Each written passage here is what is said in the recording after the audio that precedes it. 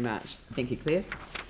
And the next item on the agenda is the future use of flood intervention policies. Now, Pauline, you were the chair of this committee and you're the chair of the incoming committee, so perhaps I could invite you to introduce the paper. Yeah, thank you, Leanne. This came to the committee. So this is actually just approving that the recommendation to implement flood intervention policies continue, and to approve the sale of the properties that have been purchased to go on the market. Now, we did have a couple of changes to that resolution that the committee put in, and that was to actually ensure that the neighbours actually of these properties did have some priority weighting in any analysis of the offers, and that there's also, we were concerned that there were no, obviously there's no structures to be put on this land once it's disposed of, but also that no impermeable surfaces to be placed down there, because they just aid to the stormwater runoff. So these properties were purchased because engineering solutions were not available in this area of the Heathcote, unlike the Flockton where we had engineering solutions there. This is the only way, is to actually, because we can't protect these properties, we purchased them, and now we need to retrieve the money back once we've cleared the sections. We did have a deputation from a group called the Stepping Stone for Nature, and they had some aspirations for the use of number 5. Is it Clarendon Terrace? But they did not have with them a formal proposal or any budget or anything like that in place.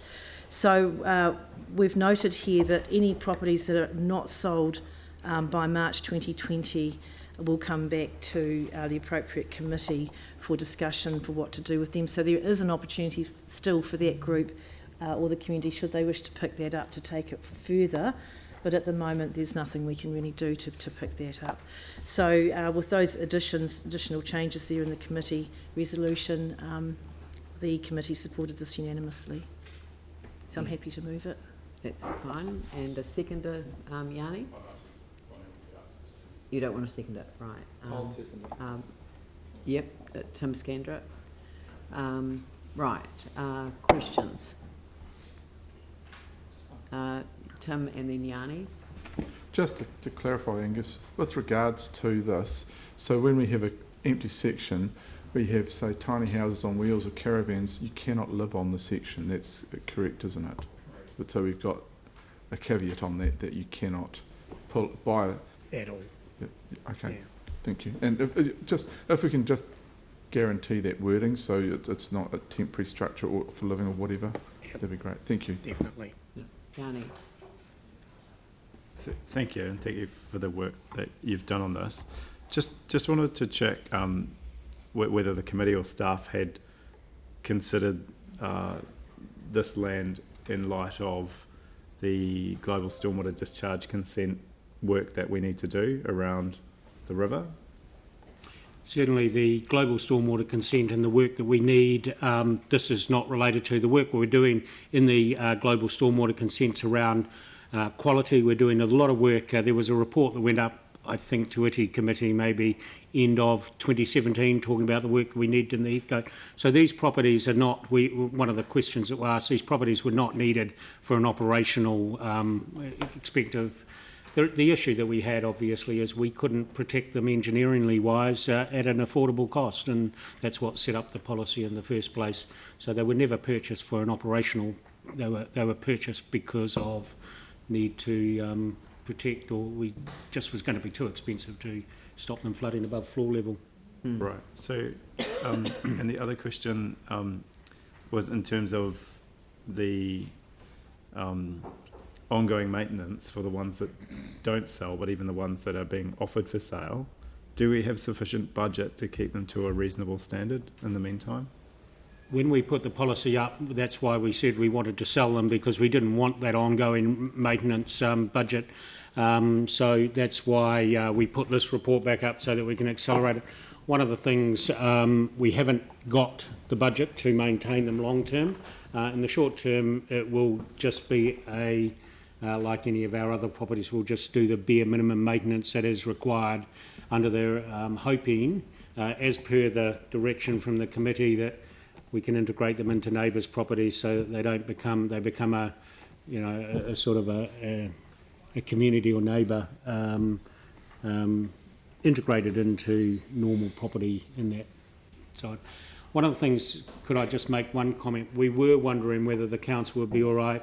We've got March, report back by March. We've now lost a few months, and we're wondering whether the report back, by the time we get them on the market, and we're going to be over Christmas, it's not going to be, we're wondering whether we could report back for the ones that don't sell by June rather than by March. And earlier, if that's at all possible. We will still be accelerating, but the March deadline might be a little bit tight now that we've lost a couple of months.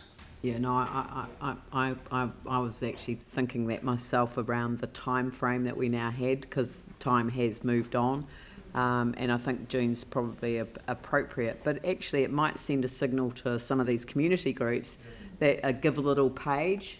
You know, I mean, we've seen millions of dollars raised on Give a Little for a beach. A local community could actually do quite well in coming up with an offer that would put them in a priority, particularly around environmental and amenity values. And if they had some of the neighbours involved in the community trust, then it might tick both boxes. So, I mean, that's just sending a signal out to the community that there is an option for them too. And purchasing themselves. Yeah. All right, so I've got a mover and a seconder. Any discussion? Sorry? You've made the change? Yep. Yanni? Thank you. Although I can understand the intent of disposing of land that we don't have a use for, I do feel that it's too premature at this stage to make that call for these properties, particularly in the lower Heathcote. If you look through, you can see several properties are located next to each other. You've also got properties located next to our cycleway, and we've got a plan for a cycleway in the future, which we haven't designed yet, alongside the global stormwater discharge consent with a community process. And the community board's also got a working party to look at what we can do along the lower Heathcote to develop a master plan.